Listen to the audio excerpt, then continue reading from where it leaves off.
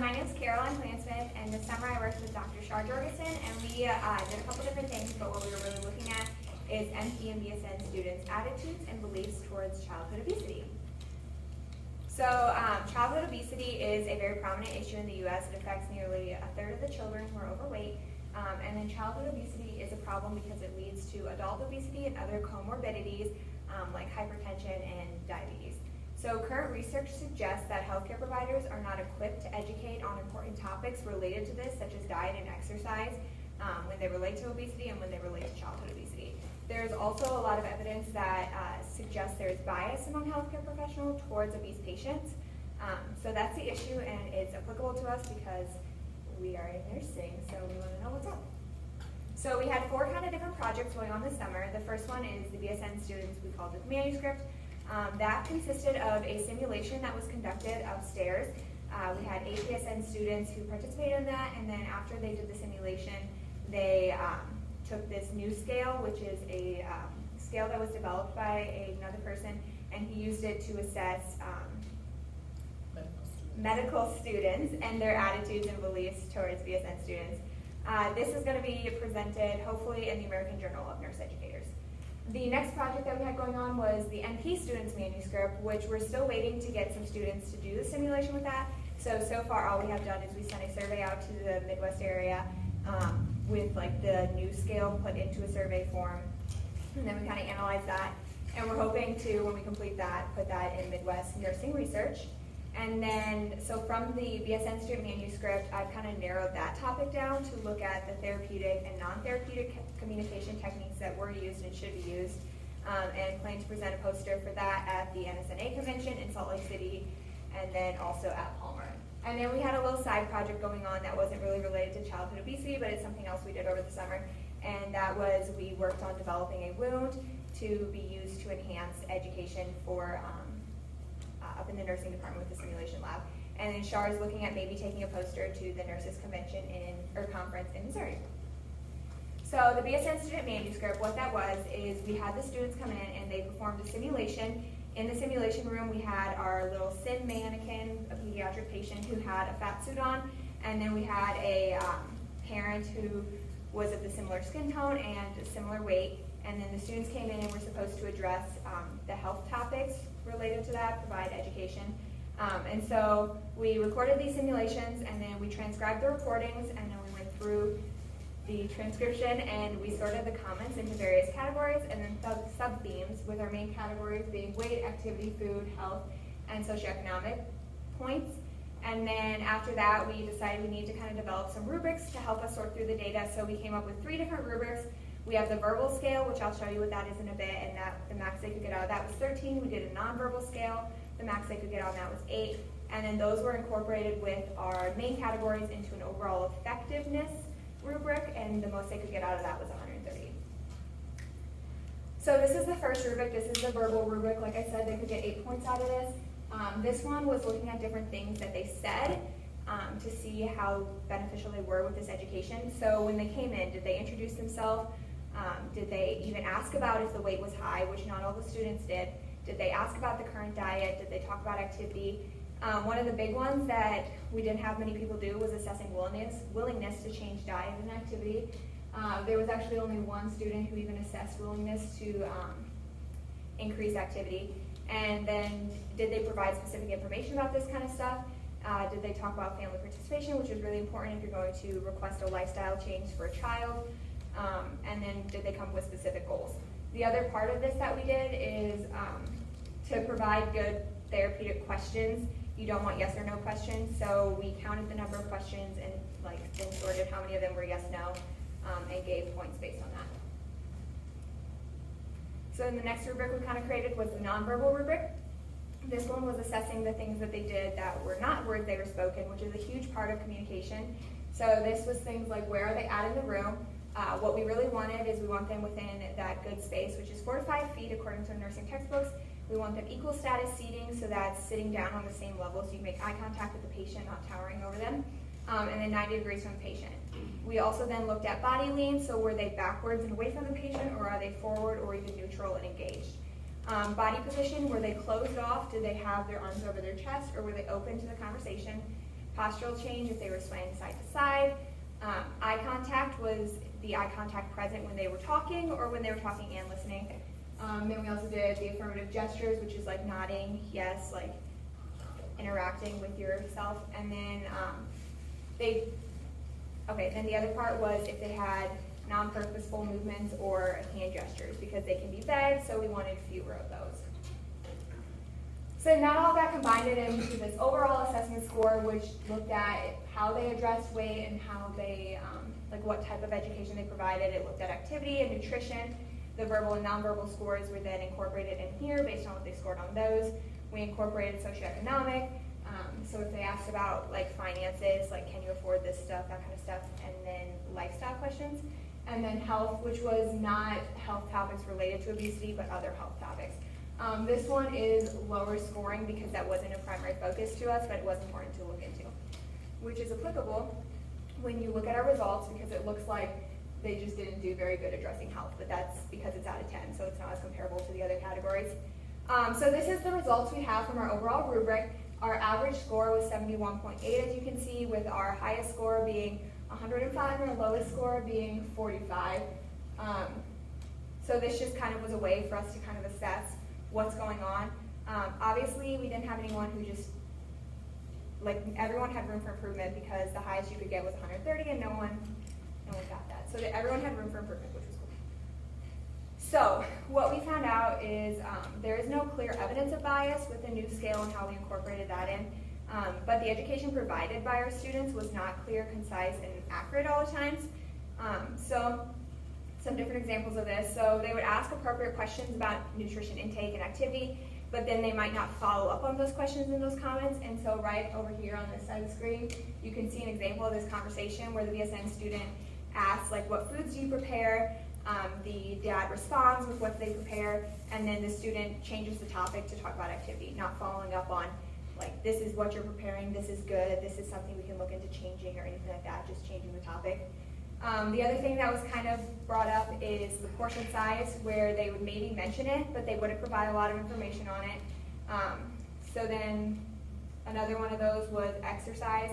So 6 out of 8 students provided specific information about exercise, which means 2 out of 8 they asked about activity, but they didn't provide specifics on what should be dealt with activity, which is important if you're providing education to combat childhood obesity.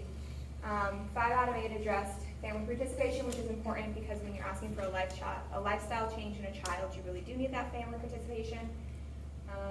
And then screen time wasn't addressed very often, and if it was mostly saying video games are fun. And you can see some examples of that conversation here, which didn't.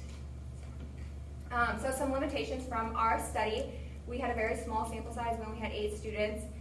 And then the rubrics we used, we created them, so we did not establish validity about them.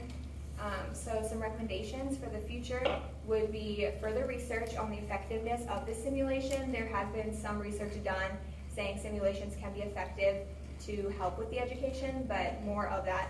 Something else that would be beneficial to do is to have the students watch the simulation and then talk about it afterwards to provide an opportunity of education for the students. And then perhaps even using the rubrics we created, like the verbal and nonverbal one, to have the students assess themselves, because in nursing it's very important to be able to have therapeutic conversations that are clear and concise, so helping them to see where they're lacking. So our conclusion from this part of the study is that BSN students could benefit with more opportunities to practice motivational interviewing, so having that conversation in a very therapeutic manner of what needs to change and letting the person come to those conclusions. We found that there was a gap in the education that was provided to our pediatric patient in the simulation and the parent, and we are unable to know if that was because they didn't have the knowledge or if it was just that unclear and unconcise with the information without asking further questions to the participants. And then the other thing was that the new scale could be used with nursing students to assess for evidence and bias towards childhood obesity, keeping in mind that like the new scale was initially created for med students, so that's where that's a conclusion. So then a poster presentation that I'm going to be doing, so this is the one I'm going to be taking to the NSNA conference, and then Palmer. So what that's really looking into is the communication of the BSN research that we just discussed, because that was so important and something that was kind of lacking. And so here is a photo of my poster, which you can't hardly read it at all, so we're going to break it down into what's up there.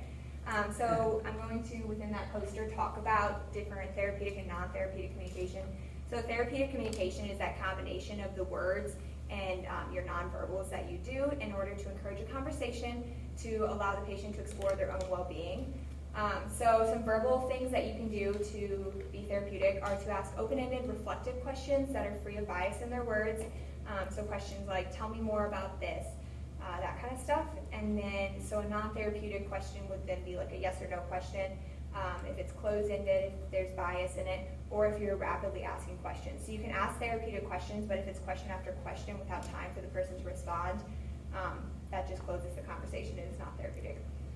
Non-verbal, some things you can do to be therapeutic in that regard would be using that non-judgmental tone of voice, having an attentive body posture, using fewer hand gestures because they can be vague and understanding what they mean, having that affirmative gestures, and then a big one is that equal status seating, so the person feels like they're able to have that conversation with you and it's not you forcing education to them.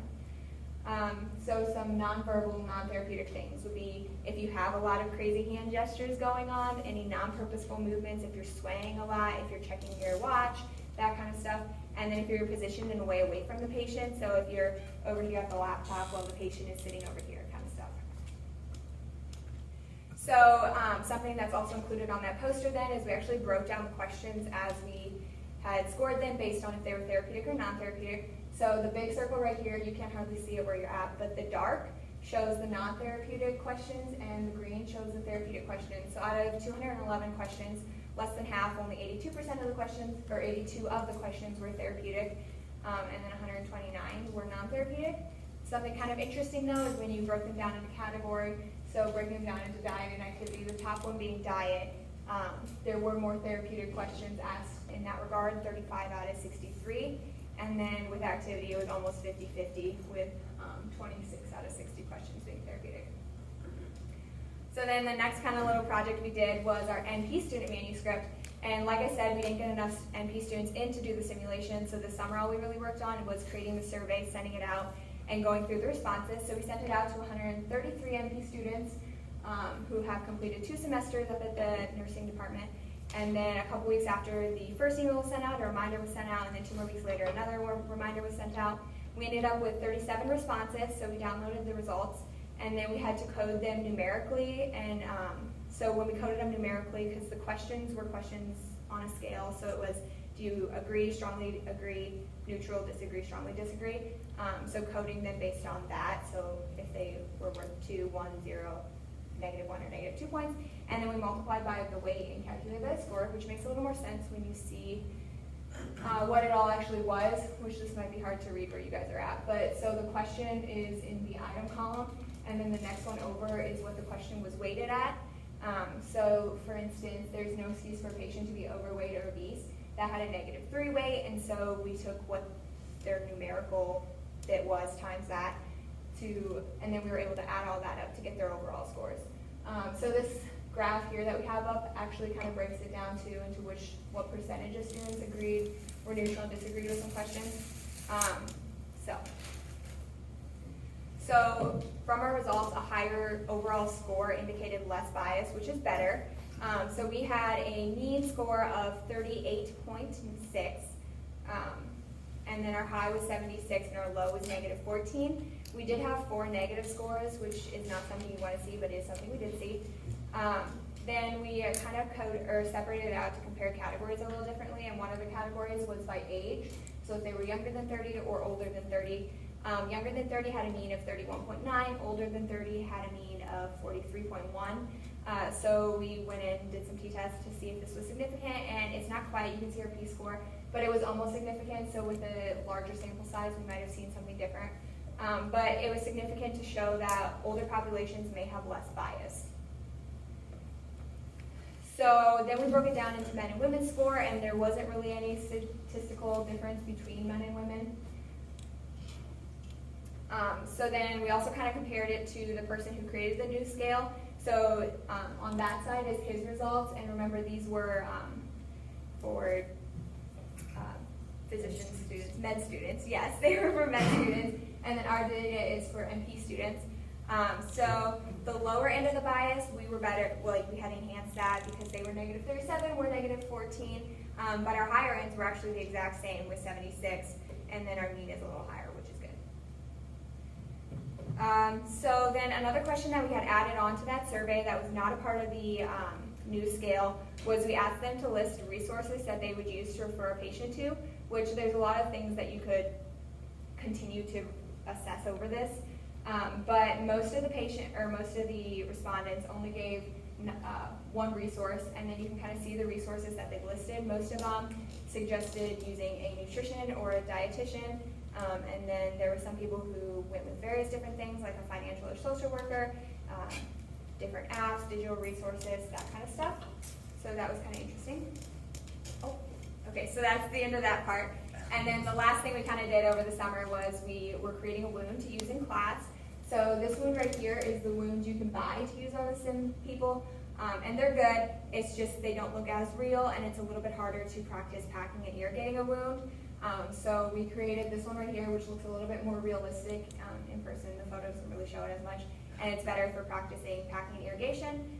So the fake skin has a weird texture, and so it's kind of difficult to glue it together, because what we were doing was gluing layers on and then cutting them out and then painting them. And so we ended up attempting a bunch of different glues. You can see the kinds we tried up in the top, and there were a couple that we tried them and they just went so horribly we threw them away, so they're not shown in this photo. But what we ended up using was JB Weld to glue the layers of skin together, and then we coated it with this liquid tape to make it waterproof. Yeah. So the big takeaway points from the summer was that as a nursing student, when you provide education, it needs to be therapeutic and patient-focused, and that's something we can all continue to work on in our conversation. The other thing is that you need to be able to ask the right question, and that's a skill that needs to be practiced, because you might have this conversation and feel very aware, but if you never ask that question, you might not find out what's actually going on. And then bias does exist among healthcare professionals, and so that's something we need to continue to work on. And then from the wound, we kind of learned that if something doesn't go right the first time, you keep trying. So, thank you.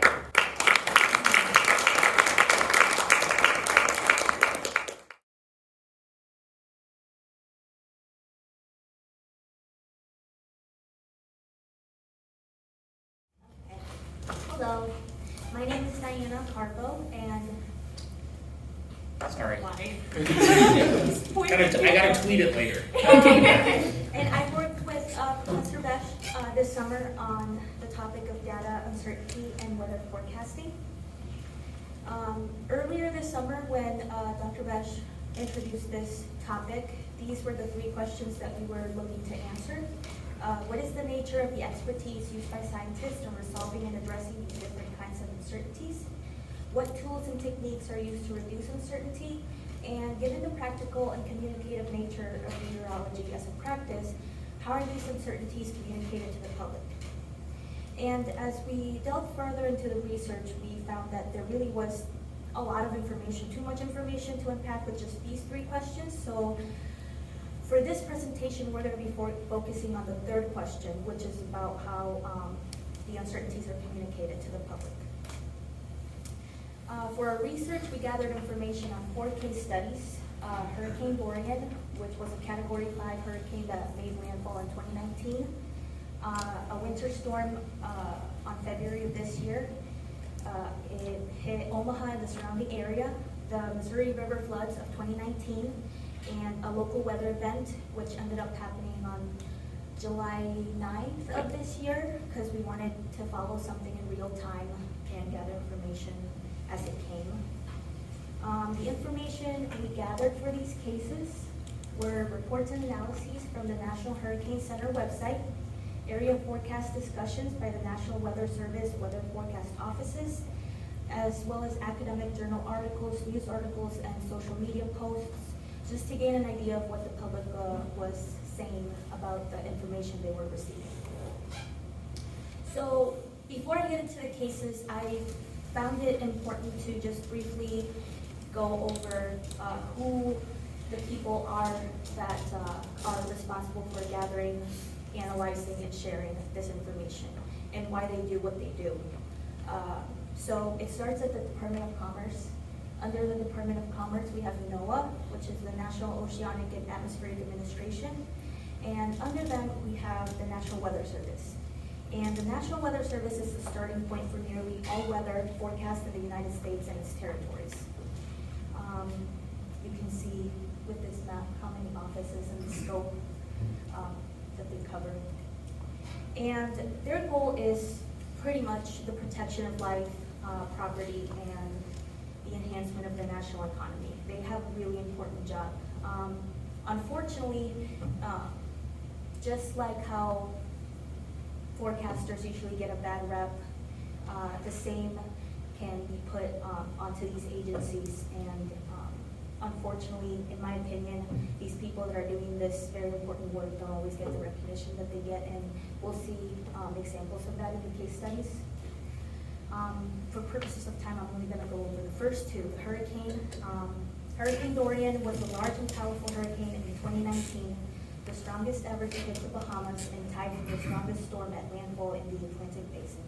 It was a difficult storm to predict, both in intensity and track, because of the effects of an atmospheric ridge, a peak of high pressure, which goes over the Atlantic. So to demonstrate this difficulty, I'm going to show you guys how the forecast was changing in the days leading to the hurricane making landfall. This is a forecast map from Friday, where hurricane is set to hit Florida directly. Then by Saturday, we have the forecast changing, moving east and not hitting Florida so straight on. And then by Sunday, we have it coming back towards Florida's east coast. This case study also shows an important practical relevance to uncertainty. This is the storm which then President Trump tweeted that it might impact Alabama, even though by that point this impact was very unlikely.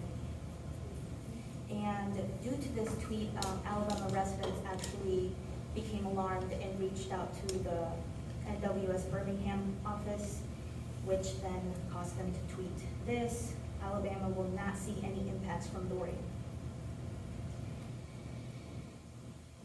Then we have Sharpiegate. This was a bit of a response to the feud that ensued as far as who was right or why he said what he said. And on this day, he actually used a map that was 6 days old. It was the one that most supported his claim of Alabama being hit, but at this point, it was 6 days old, not really relevant anymore. And on top of that, it was doctored with a Sharpie to really include Alabama in the pack. Then on Friday, we have NOAA responding by saying that the Birmingham National Weather Service's Sunday morning tweet spoke in absolute terms that were inconsistent with probabilities from the best forecast products available at the time. So we see NOAA was able to use this uncertainty to defend the president's tweet, even if ill-advised. We thought this to be a case that perfectly indicated how uncertainty is not very well communicated or understood by the public. For our second case study, it was a winter storm from February. It was only forecast to be an inch or so of snow and in Omaha and the surrounding area, but ultimately dumped 10 inches of snow in some areas. So day before the dump, the initial forecast was showing Omaha and the surrounding area getting about a trace to 2 inches of snow. We even see the NWS Omaha account responding to somebody saying main roads will probably be okay. And even the day of, by 4 in the morning, we see only a little bit of an increase to 1 to 3 inches, and about 6 hours later, we see 6 to 8 inches being forecasted, which still came short of what they actually got. And the responses were the best. I get forecasts changed, but it seems this has been the National Weather Service's theme this year. 14 hours ago, 0 to 1, now 2 to 3. And I really liked how the NWS doubled down on this by saying that that is really not that big of a change. Getting intense. Oh. I feel like I have something more to say, but I can't remember. So, okay, that's the winter storm. For the second half of the summer, our focus was our survey. And our goal was to gain information on the weather habits of the sample, as well as to assess their general understanding regarding weather forecast reporting and the nature of its uncertainties. We had 150 participants. We included all these demographics, and we had 2 questions on weather habits, such as how often do you check the weather and where do you get your weather from, and 2 graph questions, kind of to assess people's understanding of the forecast they're being provided, as well as 2 questions regarding their expectations and their feelings, attitudes towards forecast. So we wanted to, before I get into the survey, I wanted to kind of have you guys answer one of the questions that we had in our survey. So consider the graphic below. Based on the information in the graphic, please estimate the likelihood of experiencing severe weather, including tornadoes, hail, and damaging winds at the locations of the star, circle, square, triangle, and X. And so for the star, who here thinks that there's a higher than a 90% chance of experiencing severe weather? Yeah? Okay, so 10. I got 10 hands. What about in the X? Where do we feel like the percentages might be at of experiencing severe weather? Less than 10. Less than 10. Okay. Anybody like say 20%? What about 0? No? Definitely not? Okay. Okay, so these are the results. This is what would be correct, right? Yes. This is the correct assessment. And none of the areas actually ever even got above a 50%, even though they're showing a high risk of severe weather. Don't feel bad, I did just as bad. My husband and I did just as bad. And that brings me to the results, which, if we look at our mean, that's for the hurricane graph, that's for the severe weather graph, which we just did. In the yellow, you can see all the correct answers. The mean was 50 all across. So responses were really all over the place. And there was one problem really in particular that we had with these questions, and that's, we are not sure if the graph was able to be seen by all the respondents. And I tend to lean towards people really probably don't know, really didn't know what they were looking at. And we thought maybe people were rushing through them because they just didn't want to answer, but we had a lot of really good responses on our next 2 questions, which makes me think that people really had no idea what they were looking at. So for me, it was more interesting, the last 2 questions, and that's where we got most of our significant results. The first question was, given the technology of today, how well do you think meteorologists should be able to predict the forecast 1, 3, 5, 7, and 14 days from now? And I'm going to focus on the results with political affiliation. As a political science major, that's what I found the most interesting, and what's really cool is that was the category that gave us the most significant information. So here is a graph that kind of shows those results, and we can see that Democrats tend to think that the forecast should be very accurate on the first day and 3 days out. Republicans tend to think so less. And we think that maybe, I mean, we can't really say why, but we do generally know that Republicans tend to be older, Democrats tend to be younger, so maybe the relationship with technology is different, or just more or less experience with what the forecast, how accurate it can be in its limitations. The second question was, in your experience, how accurate are the forecasts that you use and rely upon? Again, 1, 3, 5, 7, and 14 days from now. And we really had some significant results for political affiliation. And there's the graph for that. How accurate are forecasts in your experience? Again, my thought is, again, age, maybe more experience, being let down by a forecast.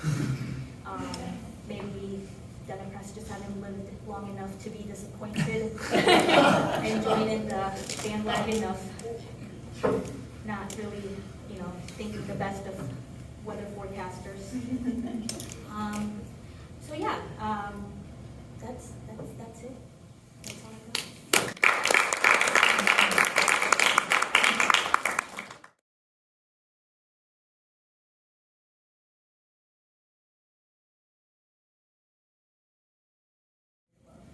Okay, hello everybody. I'm Rotthaler, and together with Professor Madsen, I've worked on the SURP project of how millennials and Gen Z could reshape the local media landscape this summer. And I want to start off with this 2019 report of the Knight Foundation. It says that local news media are a cornerstone of democracy in the United States. They help keep residents informed of the significant issues facing their cities, towns, and nearby areas, hold political and civic leaders accountable for their actions, and foster a sense of community among their readers and viewers. Americans assess local coverage of most important local issues positively. However, if this confidence in the local news was as high as described in this Knight Foundation report, I would not stand here today and present to you the results of our survey about why especially consumers of Gen Z and Millennials are not very likely to watch local newscasts. So let's dive right in.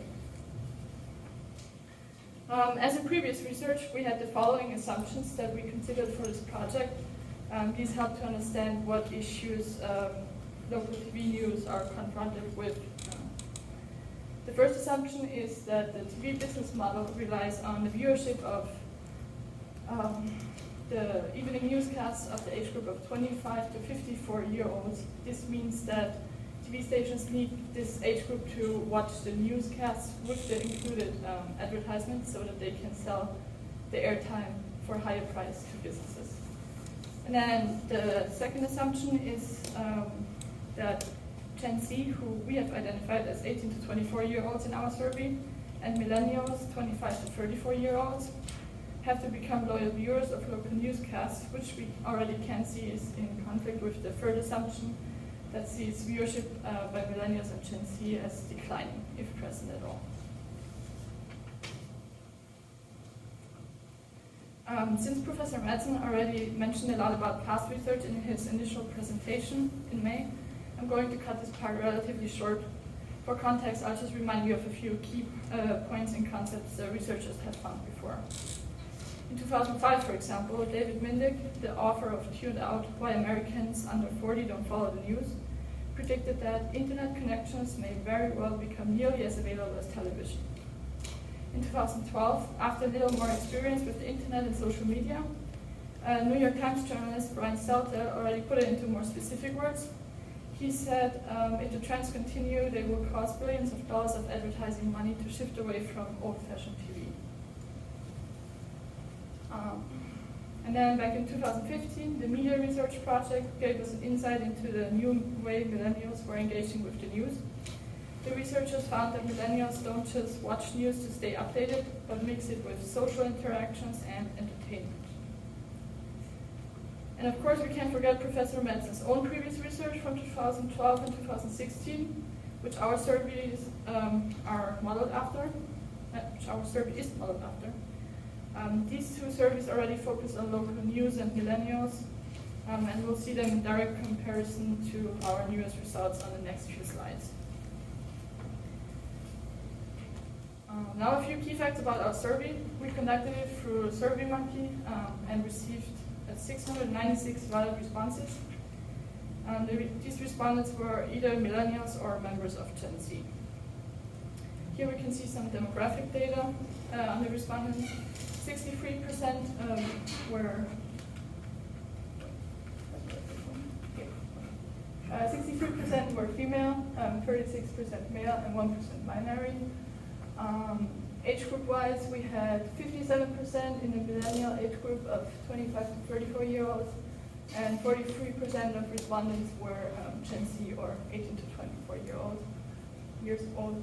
And then as for education, we had 70% who had completed 4 or more years of college or grad school, 20% who have completed 1 to 3 years of college, and then 10% who have graduated high school.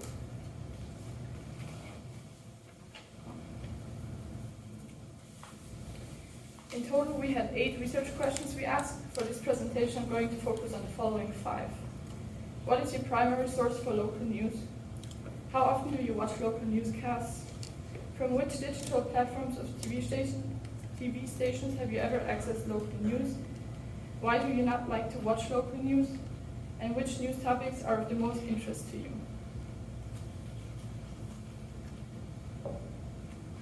For the primary source of local news, I have to give a little extra explanation. This year, we asked for specific internet and social media platforms, as you can see here, instead of combining them all under an internet app option like in 2012 and 2016. The last column, this one here, is therefore a combination of all digital internet options of 2021, and is the one we compare to the internet option of 2016 and 2012. And then the 2021 column is the green one, 2016 is red, and 2012 is blue, in case you can't read that, but I think it's big enough. All right. In the age group of 18 to 24, we saw an increase from 6 to 15% in the number of those who don't seek local news here. TV also increased from 11 to 14%, and all digital internet platforms decreased from 79% to 65%. It's also interesting to see that Facebook is the biggest one of the social media for local news, because usually you don't see a lot of Gen Z using Facebook anymore, but we found this. And then in the age group of 25 to 34, millennials also apparently still use Facebook a lot. 24% of all millennials indicated that as their primary source for local news. Similar to Gen Z, we saw an increase of 6 to 10% in the number of those who don't seek local news, and an increase from 10 to 14% in the ones who are using TV as their primary source. And then all digital internet platforms decreased from 75% to 68% in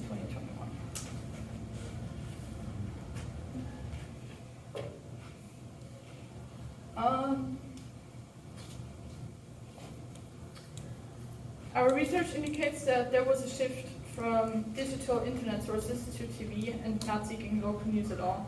As found in some literature I read, this shift can be explained through several factors, one of them being that up-to-date local COVID-19 coverage of TV stations gained the newscast viewers in 2020. And the biggest difference between the two generations is that Gen Z seems to prefer Twitter as a source for local news, while millennials tend to prefer Facebook.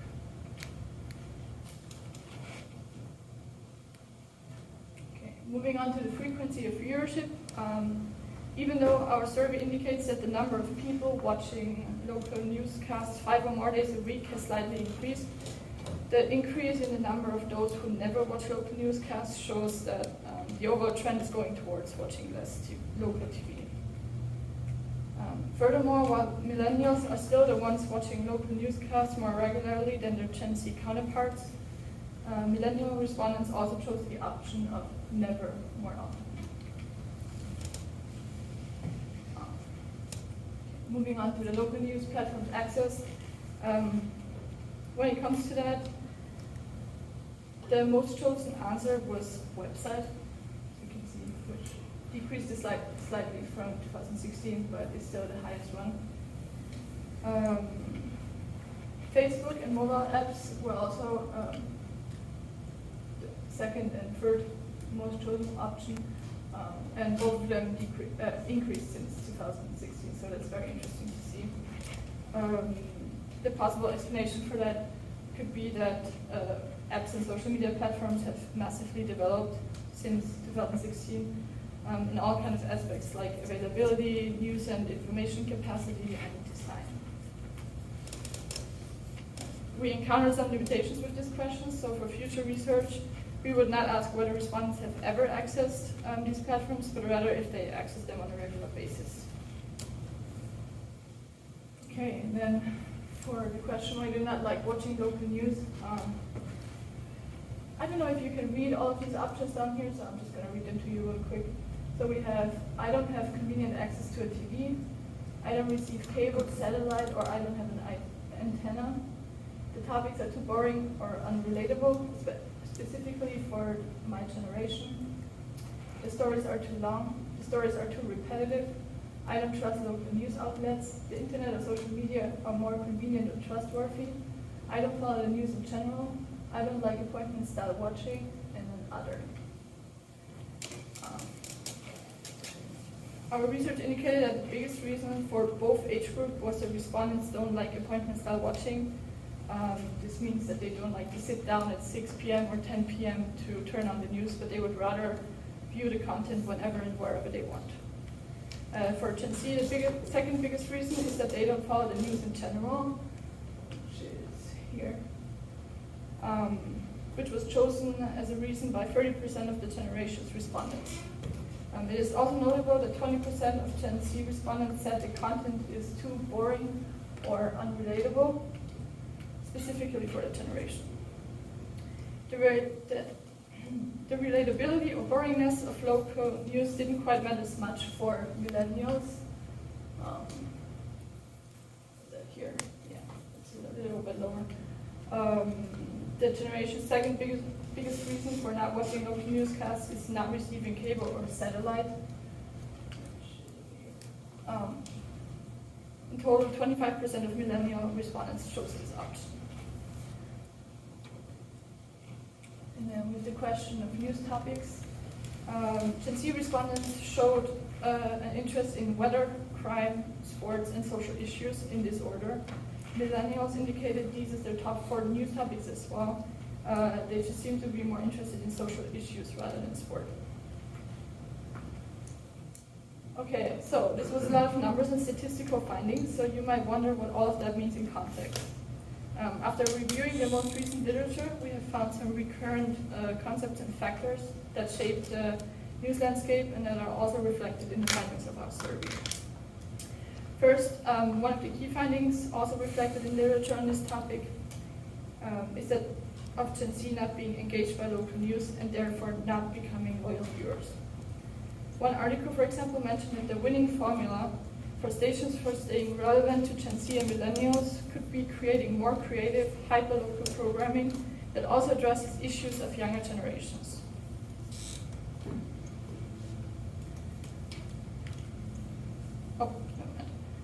Another finding is that even though it might seem like it, Facebook is not dead yet. This is good for local stations as a lot of them use Facebook to connect with the community while driving viewer traffic to their websites via hyperlinks and monetizing this option.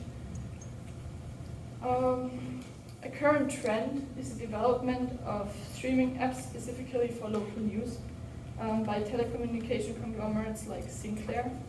With these kind of apps, the problem of appointment-style watching can be addressed.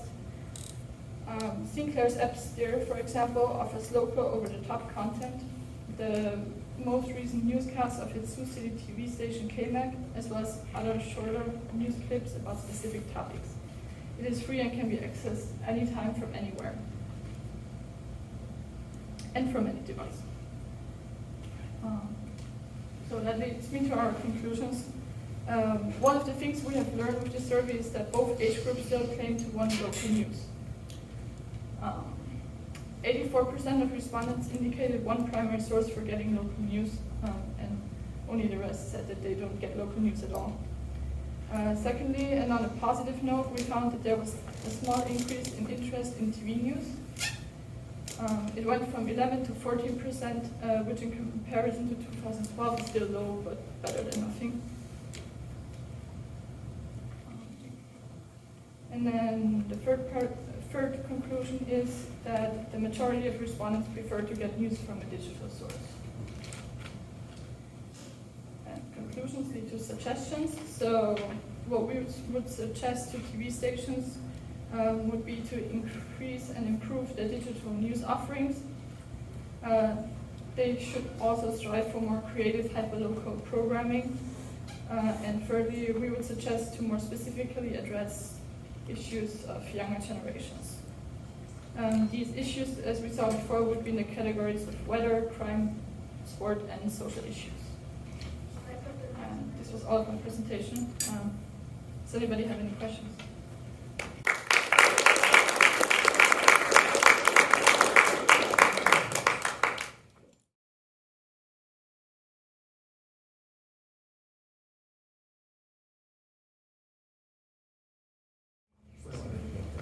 All right, so our Morningside SURP group is made up of Dr. Randy Campbell, Rena, Ketelsen, and myself, James Spicer. And for our research, we actually developed an app called Apoyo. And I'm going to give you some background details and walk you through our development process, and then Rena here will take you through a live demonstration of the app afterwards. So to give you some background, the goal of our app was to create a time estimation application that students here on campus could use not only for daily tasks, but also specifically for assignments that could be shared to their professors should they choose to do so. So this could be sent to professors and show them, hey, this is how long your assignments are taking me. And professors could look at them and see, is this what I expect my students to be doing? Is this a little under, or is this a little over? So our requirements for this app is that we needed to create a system that not only aids students in estimating time, so if they've got a class or a category that they are using constantly, we wanted to be able to give them a hint system that says, hey, this is your average overage for each task. Maybe give yourself a little bit more time, or maybe you're underestimating yourself, and maybe you don't need as much time as you think. And so, but we also needed to be able to save those tasks, so maybe you pause in the middle of an hour-long paper and come back. So we needed to create a system that does that. And the name for our app, Apoyo, is Portuguese for support. So our first build, we decided to use Go, and that gopher is the logo for Google's coding language called Golang. And it's a relatively new, static, compiled language that was released to the public in 2009. It's become much more popular in the past couple of years, not quite on the same use of, say, JavaScript or Python, but it's breaking into the top 10 most used coding languages for websites and applications. So we wanted to combine that with SQLite, which is a database system, and we wanted to be able to combine it with HTML and JavaScript to create an application that would allow students to log into a database, save their categories, save their tasks, and then professors could log in as well, and they could then pull the categories or send categories out to students, which could then fill it in with their tasks, and professors could see how long it was taking their classes. However, along the way, we ran into an issue. SQLite, the database system, can only allow one query at a time, meaning it locks up the database while it's writing data that a user has put in. And that lock up and lock down, on an average for a single user for an empty database, took about 15 seconds to report back. So as we add more lines, more columns, more rows, as we're saving more user data, that was going to continue to slow down, which meant as a group we had to stop and come to a decision on where we wanted to take our app. And so our solution and our second build, we decided to keep it local. We had to cut out the Golang and the Google, and instead restructured it to use JavaScript to stay on a user's computer, and it would now save and load using a text file. This text file then, still meeting our requirements, if a student wanted to report their findings to a professor, could be sent to the professor who also used the app, and is simply uploaded, and the professor can just see everything that the user has done there. And thus, we had created an easy reporting system while still maintaining the requirements that we set out from the get-go. So along the way, what was learned? Golang for one. This is a big coding language. It's used by the #1 search engine in the world, and we as a team had not touched this before. And so we learned Golang throughout the summer, and we managed to have it not only interact with JavaScript and HTML, which are used by every website, we also managed to have it connect to Morningside's own local server, and we, while we were working on it, managed to dish it off Morningside server and interact with it there. We also learned about security, and as you look at the news and you see data breaches all over with websites, it is huge to learn how to properly and safely store user data, and we managed to do that with Golang while we were using it, hashing, encrypting, salting, and storage of our users' passwords. And even though that's not in our final app, that's a useful tool for us as a team to have learned, as well as the development skills we learned along the way. We learned as a team how to pass back and forth requests as a front-end developer, front-end being the parts of the app that a user will interact with, and back-end development, which is the processes that your user doesn't see. We as a team managed to not only take our requests, especially when we had to rebuild the app, and pass them back and forth as a team, but we managed to also use Bitbucket and GitHub, which are version control tools, and we learned those, which is invaluable to software engineers. And so our final result was Apoyo, and this is an app that we will not only present to you here, but it will be presented later this month to the Morningside Tech Committee, as well as Palmer. And it is an app consisting of over 4,000 lines of code, 40 different functions created that you're not seeing going on behind the scenes, made up of 2 coding languages, 2 markup languages, a brand new coding language was learned by this team, and now we have a new app ready to be demoed by Rena. Okay, so this would be the screen that you see first when you open the app. Basically just, well, it has a logo, and then also obviously the university's logo here. And then it has 2 options. We're just gonna start out as a new user first. So basically you just click on new user, and then this is the first thing that pops up. Because there's no data available yet, this is empty. There's 2 ways to add new categories. One would be up here. This one just creates a new category that's completely empty. I know we can do this. Cat 1, for example, which just adds it down here in the table. The other way to do this would be just to add a task with a new category right away. Homework 1, and let's say Cat 2. You can also change the due date down here right away, which for now we could say the 31st. And then we don't have any data yet available, which means that there's no hints yet that are available. Well, first of all, you gotta put in a time anyway, but now there's no hints available yet because there's no data yet. And this right here is just a user predicted time that you think you're gonna need for a specific task. In this case, that would be homework 1 and category 2. Once you're done, you can just click finish, and then both categories that we just created show up in here. Cat 1 is still empty, which is why there's nothing in there once you click on it. Cat 2 already has homework 1 in it. To add a new task to an existing category, you just gotta click on the category and then on add, and down here already says the category that you're in right now. So you can just add a new task. Let's say homework 2, and then change the due date again to whatever you need. And then again, we can change the predicted time. So now we got both of these. Now, if you want, obviously they're still incomplete because we didn't start them yet, and this right here is just a due date. To start a task, you can just click on it, and then this is what pops up. Basically, this is just a stopwatch. Down here, this would be the start button to start it. The finish button, and then return just to, if you don't want to start it, and just look at it, and then just return to the category screen. Now, to start it, you can basically just click start, and then, I don't know, work on something else, and then you can go back, and this time keeps on running until you want to pause and do something else, which you would just click pause and then return and do something else. It also now says pause in here because the task is paused. You can work down here on a task and then pause this one, return, both are paused now. And once you want to continue working on the task that you already paused before, you can just click start again. And to finish a task, you just click finish, and then it also says completed in here. Now that we have a completed task, we can also click on history. History is just an option that shows you all the categories that have completed tasks in it. And then here just shows you only the completed tasks. So in categories in here, if you click on Cat 2, note that there's one completed task and one paused one. And in history, it only shows you the completed task.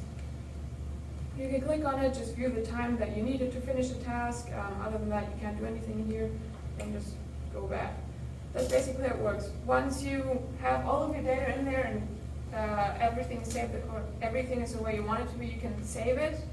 Just by clicking save and then putting it text file name in here. Right now it's automatically a FOIO, and then just save it. That's how it's saved. Then it returns you to the opening screen. Now, because we already have a file, we just created a file, we can open it here just by clicking on open, and then just find the file, which right now, because there's already a FOIO file existing, it's called a FOIO 1 now. So basically, you just open that one, and this shows you what we just created. I also, to give you a better example of the predicted time, I have another text file that I already created before, which has 5 categories. Media law, which only has 3 incomplete tasks. Papers, which one is paused and one is incomplete. Paused one's I only did this one 7 seconds. And then presentations, which is also 1 paused, 2 incomplete. Stats has 5 completed tasks. 5 completed tasks and 2 that are incomplete right now. Note for these that the user, unrealistically, just for an example that worked, only put in 1 second that they need to complete each one of these tasks. And they ended up using 5 seconds instead for each task, which is 5 times the amount of time that they thought they were going to need. So now, and we have 2 complete in here again. So now we can actually demonstrate the hint button. Let's say project 3. And then we can again change the time in here. Save favors again. Now we got to put in the time in here, which now I just 1 hour.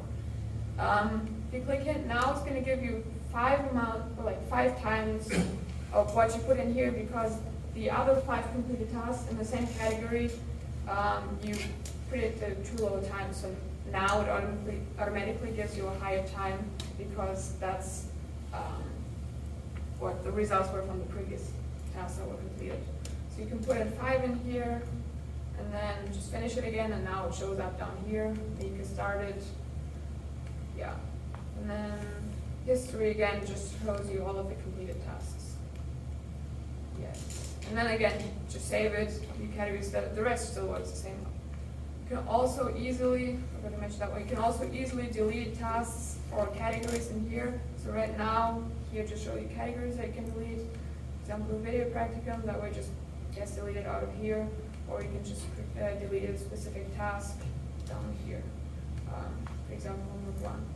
That one is gone now. Yes. That is how our project works. And that's a FOIO.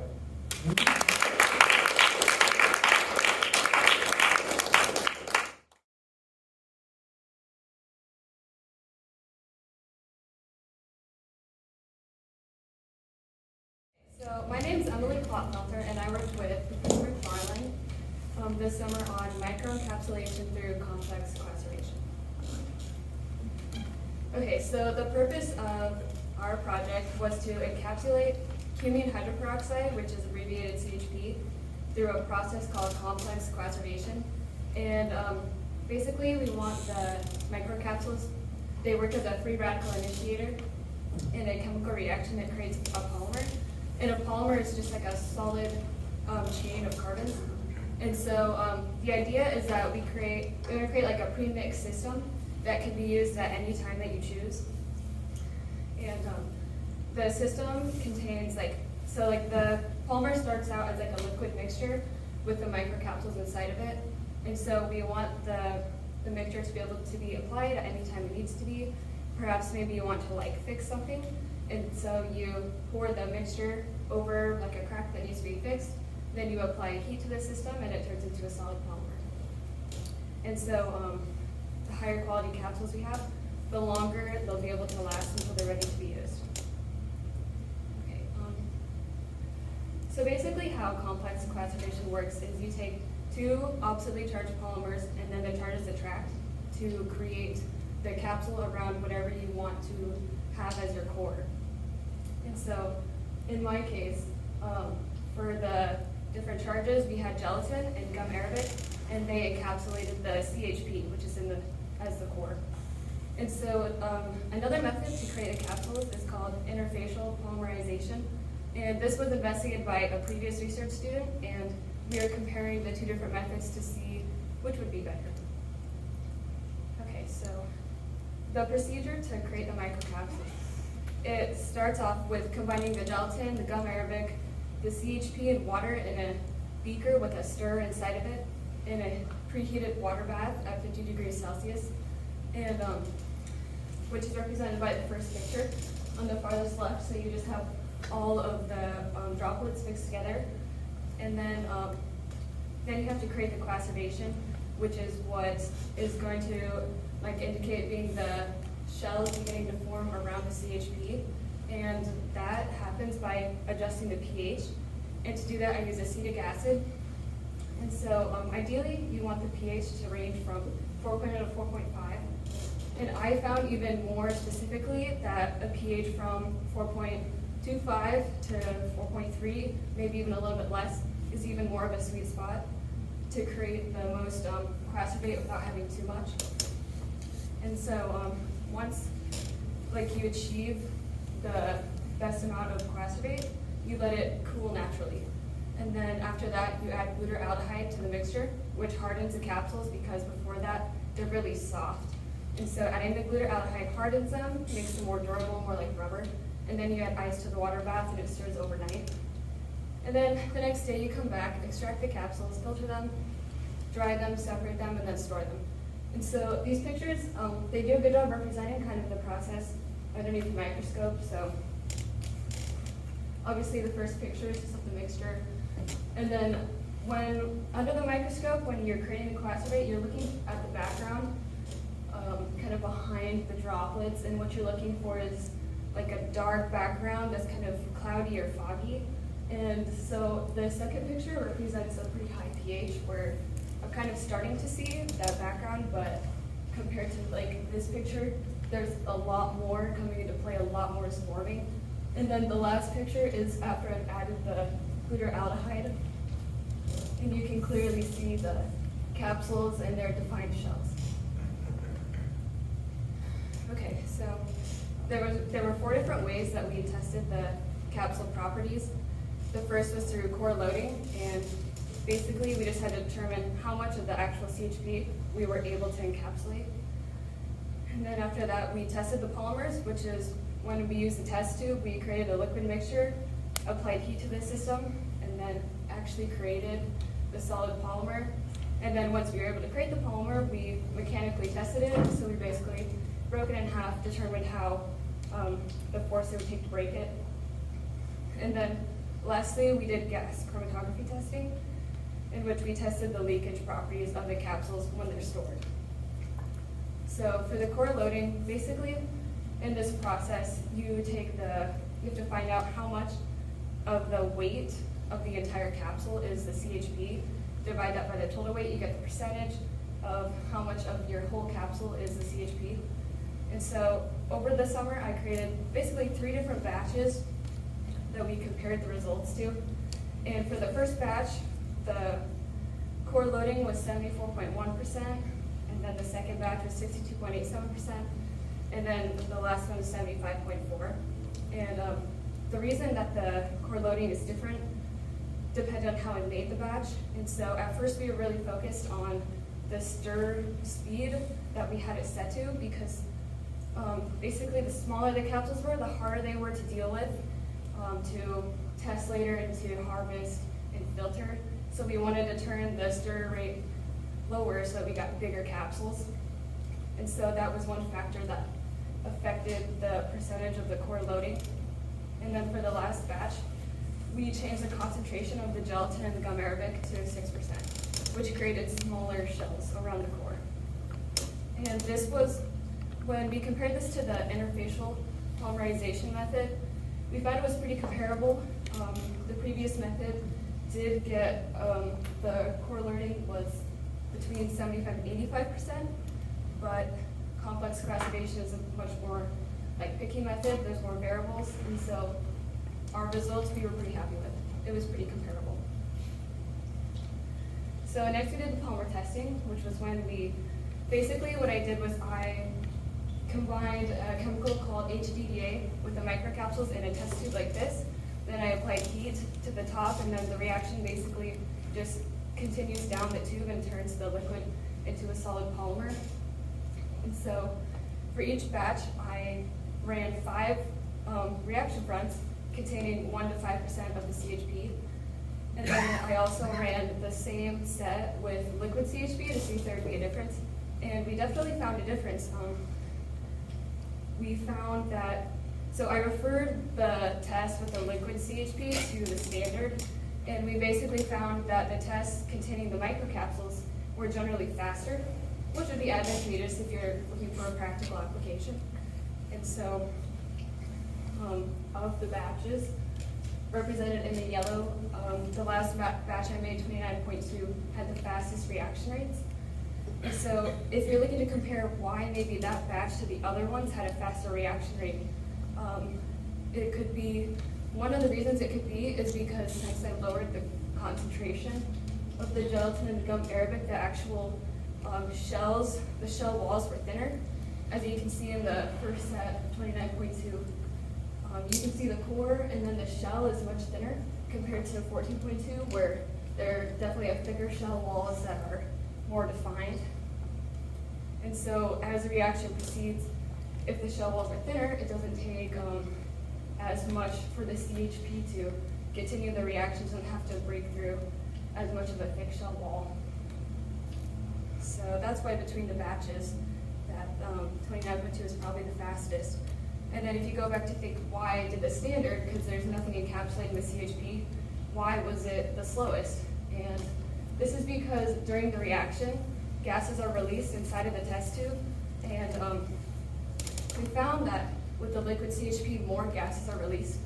So basically the reaction has to kind of like fight with the gases that are released in the test tube, and then it takes longer because with the microcapsules, less gases are released, and it's able to kind of proceed without having to fight against them. Okay. So then once I was able to make these polymers, which if you want to kind of look at them, you can pass these around. So once I made the polymer, I had to break them out of the glass test tube and tested how strong they were. So I basically like sawed off 2-inch segments from the polymer, and then I used a materials tester to break them in half, and it recorded the force in newtons of what it took to break it. And we found that, as we expected, the polymers made using microcapsules were much stronger than the standard. And this is also what was found through the previous method of IFP. And one of the reasons this could be so is because it goes back to when the reaction is happening in the test tube. With the liquid CHP, there's more gases released, and so it kind of creates what we like to call, what we've nicknamed like a Swiss cheese kind of effect, where the inside kind of gets like little bubbles throughout it. Whereas like the test with the microcapsules, there's less gases, so it's more solid, which would make it stronger. So lastly, we did gas chromatography testing, which we basically took 4 solvents, and then we stored a sample of microcapsules inside them. And then we used this machine to test for the presence of CHP over the amount of time. And so we chose these 4 solvents because they differ in the polarities. So methanol is the most polar, meaning that it's the most, it contains like an oxygen, and it's very electronegative. It's looking to give and take electrons more than like octane, does not have any electronegative atoms. So it's very stable as it is, and it's not looking to interact with the microcapsules as much as the methanol. And then this was primarily what we wanted to compare to the IFP that was previously done. And we found that with the methanol, since it was the most polar, we expected the most leakage to happen, and we definitely found that. With complex Coacervation, we reached a max of about 6% leakage, and then the other methods saw about like max leakage of 10%. So it was good to see that both methods followed the same trend of having the highest amount of leakage from the microcapsules, which is what was expected.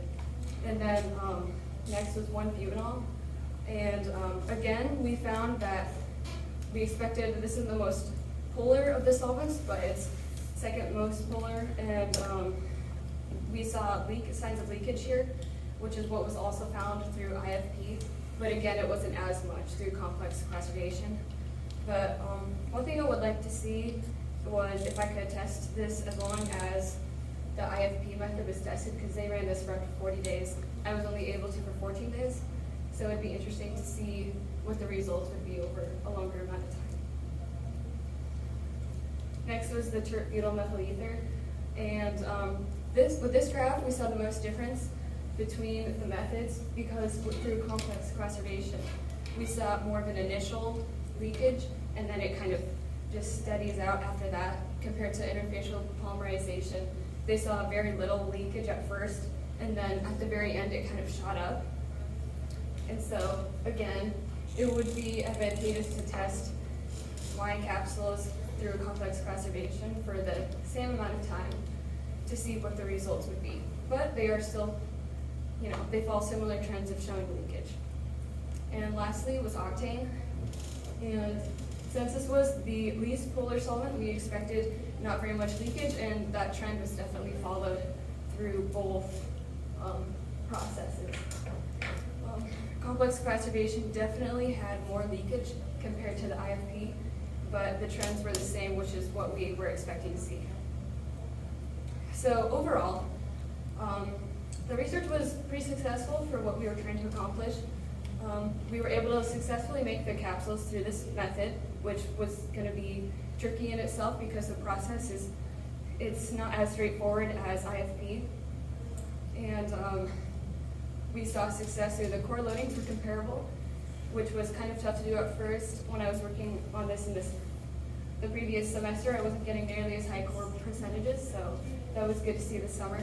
And then it was also good to see that the GC testing followed similar trends, but they did have some differences.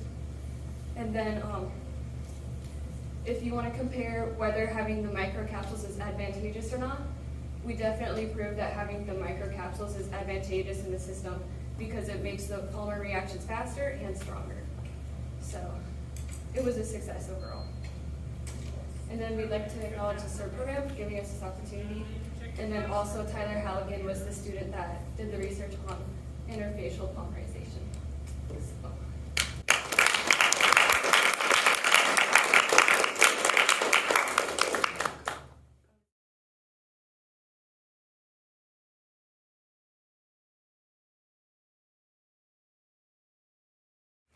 Good afternoon, everyone. My name is Colin, and I'm a student at the Madsen School of Nursing. And this summer, as a part of our SURP project with Dr. Haverhals, we continue to investigate peer feedback in nursing. So, how we got the start for our project this summer was based off of Dr. Haverhals' doctoral research. So this began in 2020 when Dr. Haverhals adapted the beliefs about peer feedback questionnaire for use in a healthcare setting. Originally, it was used in higher education to measure peer feedback, but she adapted it and then utilized it to measure peer feedback in a rehabilitation unit, in which the nurses on that unit were educated on peer feedback by Dr. Haverhals, completed the beliefs about peer feedback questionnaire, then went out onto their unit, implemented what they have learned, kind of gained some experience, maybe gained their own beliefs about peer feedback, took the survey again, and that's what she analyzed. Her project found that this questionnaire was in fact statistically significant in measuring peer feedback, and that's kind of where we started the summer with, is furthering that investigation into peer feedback.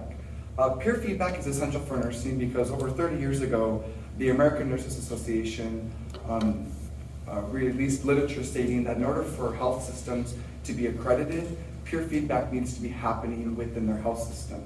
However, where we jump into our SURP project is they don't necessarily say how that peer feedback should be happening and what is the best way to be conducting that peer feedback. They simply just ask it to be happening. So for our SURP, our goal for this project was by asking other healthcare professionals around the nation, in fact, how they conduct peer feedback within their health system. We kind of wanted to conclude sort of the best way to doing peer feedback.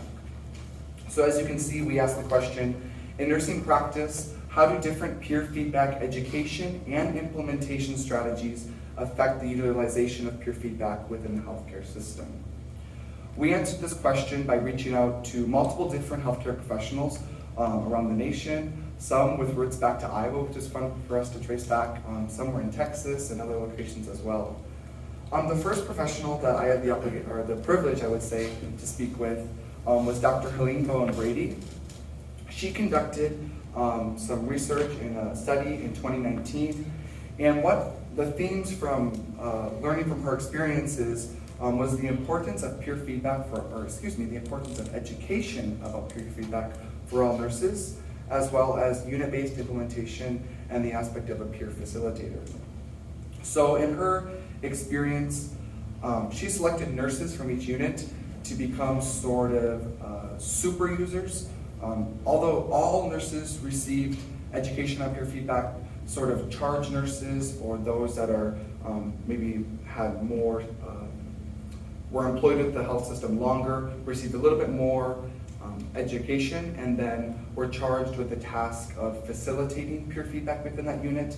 So maybe if other less senior nurses had questions about peer feedback, they would go to these super users and they'd be able to kind of answer questions or facilitate that exchange in communication, exchange in feedback between the nurses.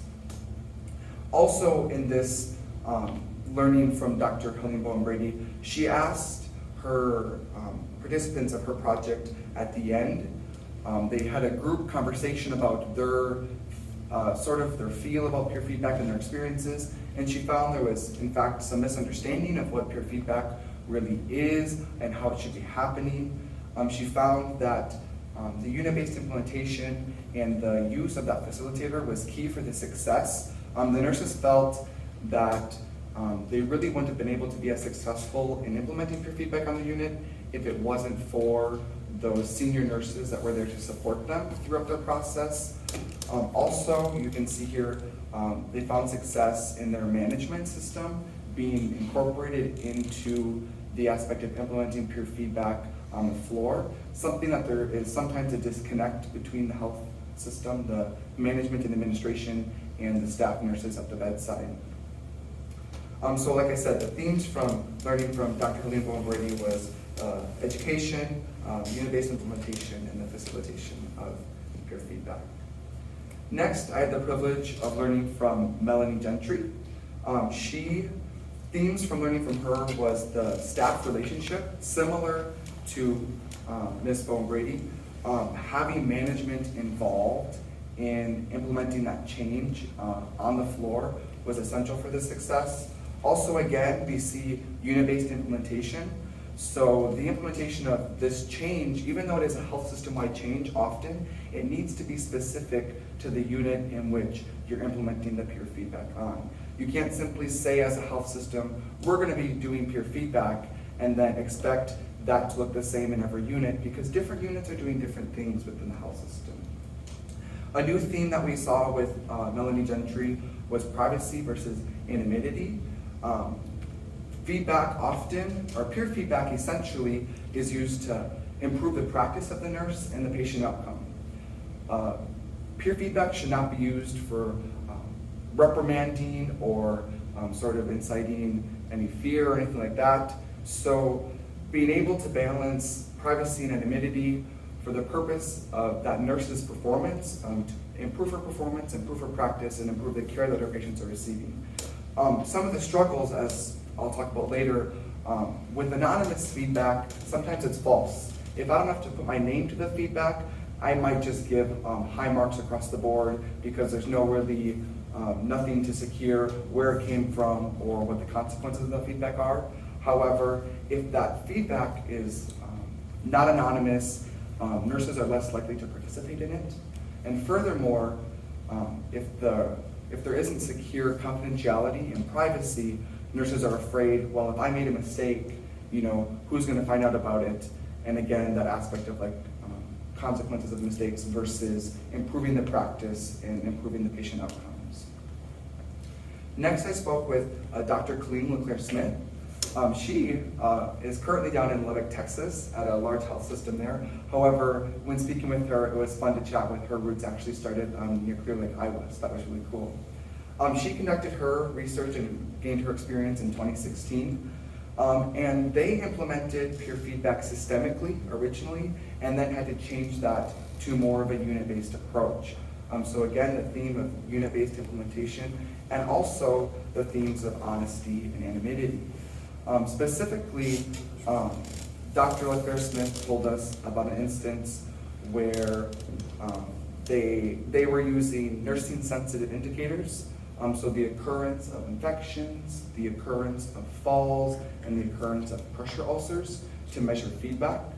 Nurses were asked to ensure that their coworkers were doing things to prevent those things. So implementing fall precautions, having sanitary practices to reduce infections, such like that. And what they found is that their data said, all of my peers are 100% on their game. All of my peers are implementing their fall precautions, and all of my peers are implementing sanitary practices. However, they still had occurrences of falls and infections within their health system. So this raised the concern of honesty within the peer feedback. What they deducted is that nurses that maybe were friends or had been working together for a while, or, well, I know that Amanda is doing her job right, so I'll give her high marks across the board. That was in fact not true because their units had these occurrences, these falls and whatnot. However, their feedback came back saying they were good. So what they ended up doing was on a more of a unit level, implementing per unit. They gave them the ability to action plan how they were going to kind of combat these other nursing sensitive indicators while continuing peer feedback. And a way they did that was, for example, with fall precautions, ensuring that a gait belt was in each room. A gait belt is a little device that goes around the waist, and then when a patient is moving from bed to chair, or maybe walking down the hall, they can wear the belt, and the nurses can hold on to the belt then, in case the patient were to suddenly lose balance or fall. It's an extra form of security there. And what they found is that the charge nurse would go around each room and just make sure the gait belt is there. The gait belt is there, the gait belt is there. If the gait belt is there and being used, we should see a decrease in falls.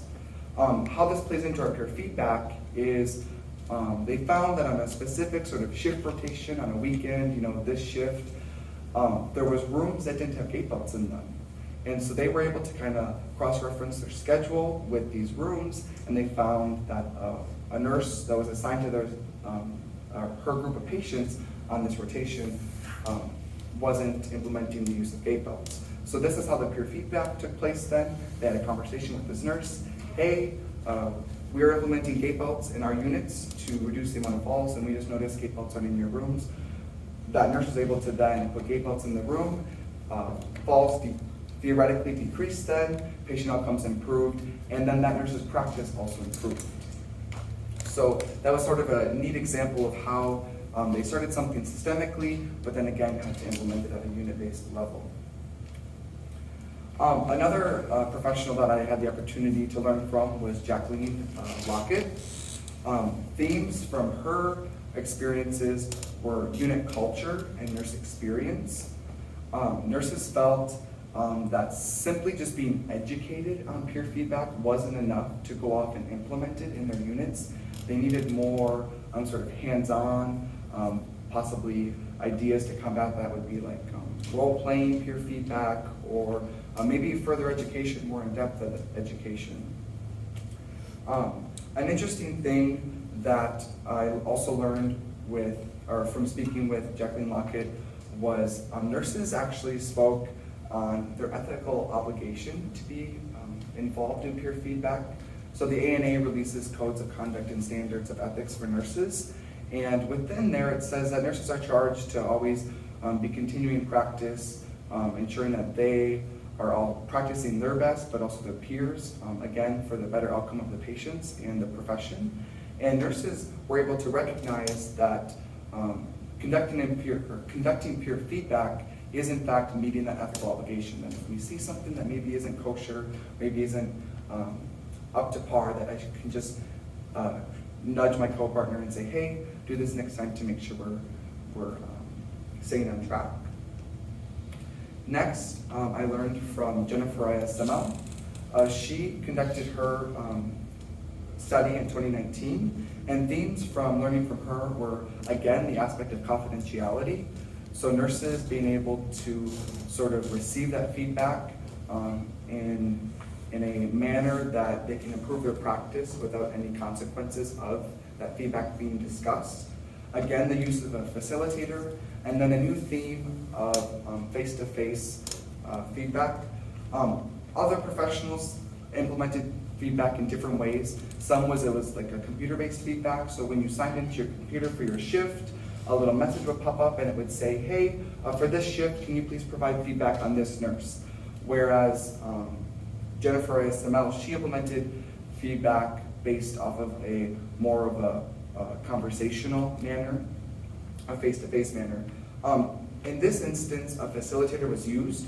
So when you wanted to provide feedback to ensure that it was healthy and therapeutic communication, you would go find your facilitator, and that facilitator would ensure that maybe you were using accurate tones, that the feedback was being given well, but also perceived well. And also one of the things she mentioned was the opportunity to ask questions. So not only saying, hey, you need to do this better, but maybe the opportunity to say, how can I do this better? And having that healthy exchange of ideas there. The next professional was Dr. Barb Haig-Heitman. Barb Haig-Heitman actually has been in peer feedback for many years, like 35 years. So she jumped on the bandwagon of peer feedback initially when the American Nurses Association released the literature saying that it needed to be implemented. She has multiple studies and significant experience in peer feedback. However, the two most significant that was applicable to what we were doing this summer was her research in 2019 and then also in 2012. Interestingly enough, from chatting with her and learning about what she did in 2012, she emphasized the importance of nurse experience and expertise, that simply we can't or shouldn't facilitate feedback between a brand new nurse and a super expert nurse because they're on two different levels of expertise. She specifically was referencing when you're like onboarding a new nurse, the way that those two nurses communicate is different because this level, or a nurse that is at an expert level, has more experience and may make some assumptions of what this novice nurse knows, and vice versa. This novice nurse, due to maybe lack of experience, is not equipped to maybe ask questions or participate in a healthy exchange that way. So what she decided is that when you're asking nurses to communicate, there should be no more than one level difference in their expertise. So she used a framework called Benner's framework, which outlines the first level as novice. So a nurse that has maybe just graduated, maybe their first assignment, so gaining that experience, that practical experience, and still learning. After novice is advanced beginner, so this becomes maybe more experience, more education, Many nurses may stay between advanced beginner or the next stage of competent. Competent comes from even more experience and the way that you are sort of applying your nursing knowledge. It's not unheard of for nurses to kind of stay at that level. Simply they become a nurse, work on a unit for so many years, and that's just, they're comfortable where they're at. Again, the next level would be proficient and an expert, just based on experience there. And what Ms. Hay-Heitman says is you should, when asking nurses to communicate, it should be only one level different. So a novice, an advanced beginner and a competent nurse, a competent nurse and a proficient nurse, or a proficient and an expert nurse, just to ensure that the communication there is both given well and received well. Finally, the last professional that we had the opportunity to speak with was Dr. Jill Rye. Ms. Rye here, she worked with Dr. Haverhals on her initial implementation of peer feedback and gave us feedback, gave us insight and let us know her experience of how that was going. And what we really took away is that it's important to be measuring feedback and not necessarily nursing sensitive indicators, as I had mentioned before. Within the health system, there are many things that can affect a nursing sensitive indicator, such as maybe the education of the nurse, maybe if there's any other action planning happening within the health system, maybe there is specific other training that's being happened to prevent these nursing sensitive indicators, like falls, infections, etc. And that nursing sensitive indicators and patient outcomes aren't necessarily indicative of the feedback that's happening on that unit. So the other thing, or two other things I would say that we took away from meeting with Dr. Rye was also the importance of culture, that the unit needs to be willing to sort of kind of implement this new strategy and these new ways of communicating with each other, and that it has to sort of be an all in this together type of thing. And similarly, Dr. Klingensmith, when we spoke with her, she said the same thing, is that there were some nurses that sort of were apprehensive at the beginning because the feedback maybe wasn't perceived very well. They kind of felt like, well, I just must not be doing a good job, or this person's maybe like out to get me type of thing. But having those hard conversations, being able to provide the feedback, really can provide insight on the nurses of maybe where they can improve their practice, and then in turn change the culture of that unit, of being able to provide that feedback, have those hard conversations, but in the end improve practice and patient outcomes. And then lastly, Dr. Rye spoke.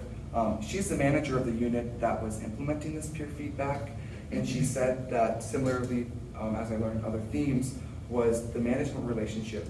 It can't just be something that management says this needs to be done, go do it, and then leave it to those nurses to implement the peer feedback. It's something that needs to be kind of fostered, checked in on, and also sort of changing based on how the needs of the unit change. When you're implementing peer feedback, it's important that the management relationship, the management has sort of all of their boxes checked. Similarly, or not similarly, often we hear sort of about staffing shortages or things like that. The management needs to take into consideration what they can do to foster the implementation of this new feedback. Say if you have nurses that feel that they need more staff or whatever, and are maybe running around, they have higher patient loads, adding peer feedback on top of something like a high patient load, the nurse is going to make the decision, they're going to choose taking care of their increased number of patients, maybe then providing this feedback type of thing.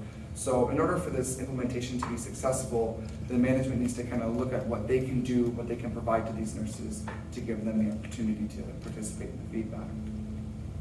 So after speaking with these professionals, we were able to kind of conclude some primary and secondary outcomes from their experiences. The two primary outcomes, again, balancing the privacy, the confidentiality, and the anonymity of the feedback. Again, anonymous feedback has higher, there's more nurses that are willing to participate in it, but it's a lower quality feedback. There's more engagement, but you're sacrificing the quality of the feedback. Again, also the privacy of that feedback, so just being able to kind of have that exchange with understanding that there isn't any consequences other than improving practice. That's the only consequence of a healthy feedback. And then also, like we saw, a common theme throughout learning from them was the unit-based implementation. It's something that can't just be done, it can be implemented as a health system, but it needs to be specified to the needs of each unit. Other common themes, the use of a peer facilitator, so extra support for these nurses, nursing experience, so that experience of how comfortable is the nurse in their practice, that novice, expert, etc., but also their experience in giving feedback and providing feedback within their unit. And then also the culture of the unit. Is this unit a unit that is willing to kind of learn new things, willing to support each other, and willing to kind of accept that change? So we looked at this, and after also meeting and hearing from Dr. Rai, we realized that the next step for continuing peer feedback in the nursing profession is creating a toolkit. So we started with Dr. Haverhall's initial study and implementation in 2020, in which she adapted and utilized the beliefs about peer feedback questionnaire. That questionnaire was proven to be statistically significant, so we know we can continue to use that to measure feedback, but our goal for this summer was to figure out the best way to conduct peer feedback. So looking from these outcomes as we move forward, we figured out the different aspects for effective peer feedback. Again, the unit-based implementation, the confidentiality, privacy, and anonymity, things like that. So moving forward, as we continue to work with this peer feedback, we'll be creating a toolkit that can be used to implement this. So looking at those different outcomes that we learned, those themes, and laying down sort of a toolkit, but tactics to be able to implement it within the unit. And then also, once that toolkit is created, implementing it again using the beliefs about peer feedback to measure it, as well as looking at the effectiveness of the toolkit once it's created. Most excitingly, this fall we'll be able to present the beliefs about peer feedback, Dr. Haverhall's initial study, again looking at this toolkit this fall in Sioux Falls at a nursing convention, so we're excited for that.